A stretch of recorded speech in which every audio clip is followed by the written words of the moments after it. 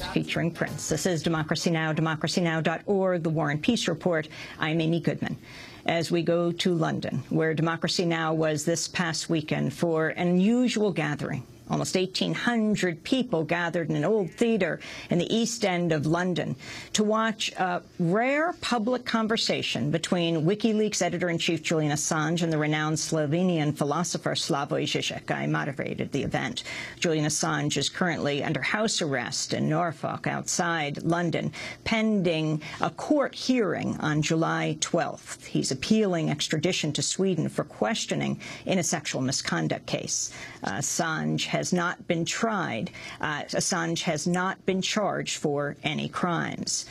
Yesterday, we played part one of the conversation. Under his boot, Assange was wearing an ankle bracelet, an ankle monitor. Today, we turn to part two. Newt Gingrich, the former Speaker of the House in the United States, said Julian Assange is engaged in warfare, information terrorism, which leads to people getting killed, is terrorism, and Julian Assange is engaged in terrorism. He should be treated as an enemy combatant, and WikiLeaks should be closed down permanently and decisively. Bill Keller of the New York Times said arrogant, thin-skinned, conspiratorial. Judith Miller, who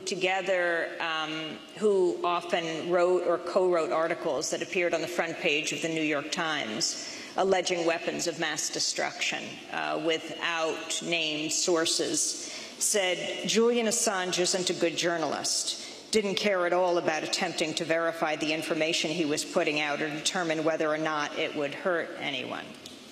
Joe Biden, the Vice President of the United States, said Julian Assange is a high-tech terrorist. Congressmember Peter King of New York called for Assange to be charged under the Espionage Act and asked whether WikiLeaks can be designated a terrorist organization. Not to just focus on the U.S., Tom Flanagan, a former aide to the Canadian Prime Minister, has called for Assange's assassination. And former Alaska Governor Sarah Palin called you, Julian, an anti-American operative with blood on your hands. Can you respond to these charges? Well,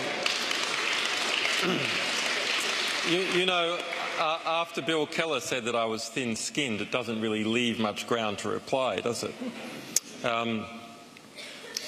Sarah Palin also once on Twitter complained about my grammar,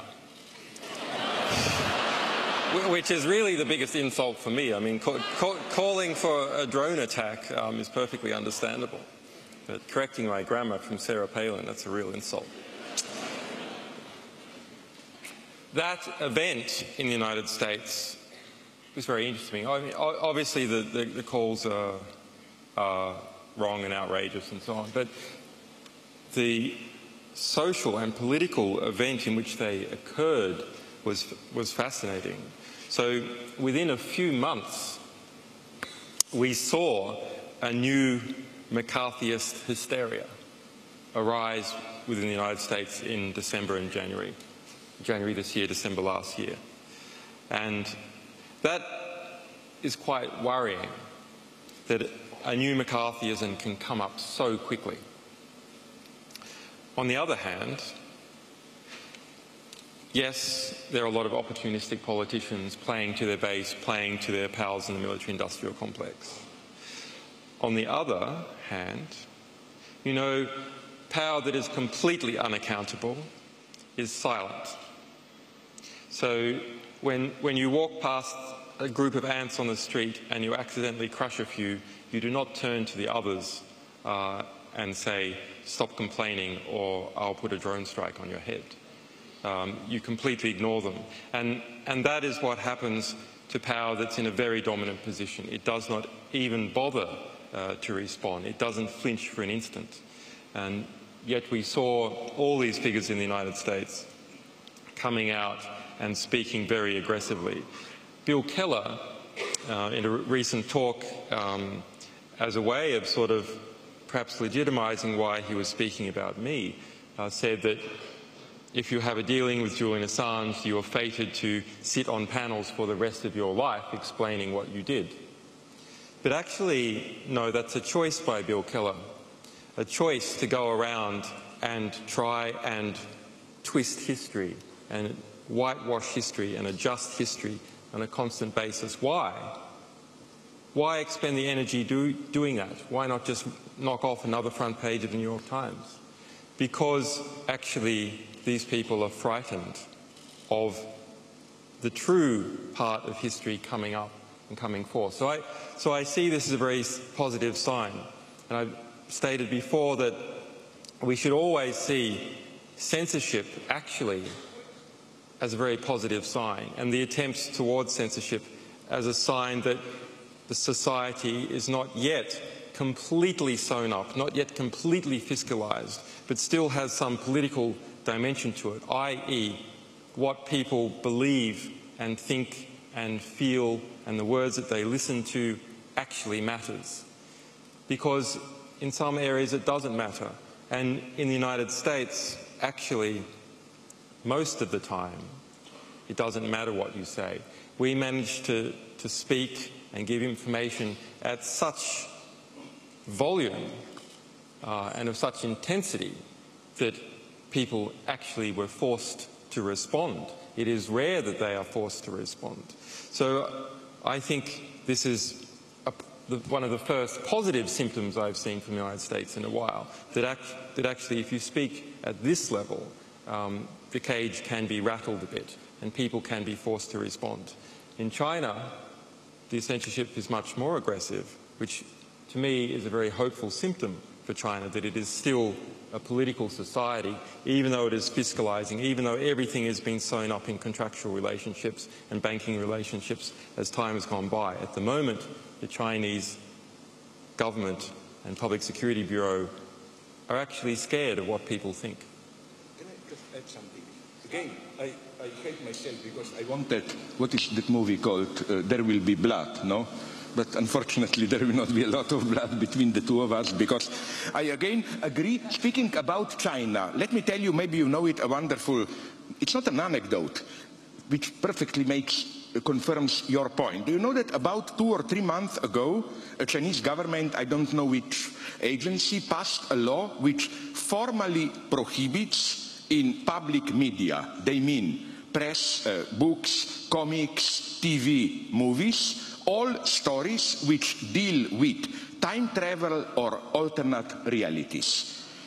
Literally, I checked it up with my friends in China.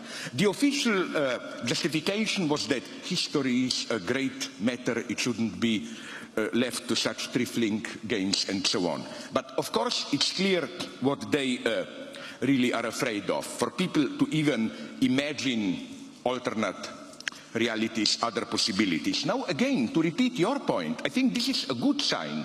They at least need the prohibition. With us, we don't need a prohibition most of the time. If somebody proposes a radical change, we simply accept this spontaneous everyday ideology, but we all know what our economic reality is like. You propose to raise for 1% healthcare spending. No, it would mean loss of competition and so on and so on. So again, I totally agree with you here. And just a final comment on the persons that you, Amy, mentioned. Listen, Newt Gingrich is for me, sorry to use this strong word, kind of a scum of the earth. I don't have any great, no, I will be very precise. I don't have any great sympathy for Bill Clinton, but I remember when there was this campaign, Monica Lewinsky campaign, Newt Gingrich was making all these moralistic attacks. And then it was confirmed in media. I listened to an interview with him where he confirmed it, that when his wife was dying in cancer 2 or 3 years before, Newt Gingrich visited her in a hospital, forcing her to sign, not even having the decency for letting her die, forcing her to sign a divorce agreement so that he could have married another woman. And he was, at the exact time of Lewinsky affair, already treating her with the secretary of him there, and so on and so on. Listen, these are people who simply, my God, I become here a kind of a moral conservative. There should be some kind of ethical committee which simply claims people like this are a threat to our youth, they should be prohibited from appearing in public, whatever. Now I will make a more important point as to this terrorism stuff. Let me make it clear, but I'm not crazy, I mean this in a positive sense. Yes, in a way you are terrorist. In which sense? In the sense in which, as I like to repeat, Gandhi was a terrorist. What you are doing, let's face the facts. It's not just something that can be swallowed. Oh look, all the interesting news in the newspapers. Here, this is happening. There, Slavoj Žižek is dating Lady Gaga. And here, totally not true. And here, there's WikiLeaks. You effectively have, in a good sense. Do we have a denial there on that one? Sorry? Do we have a denial, an official denial on the Lady Gaga one? Absolute denial on everything.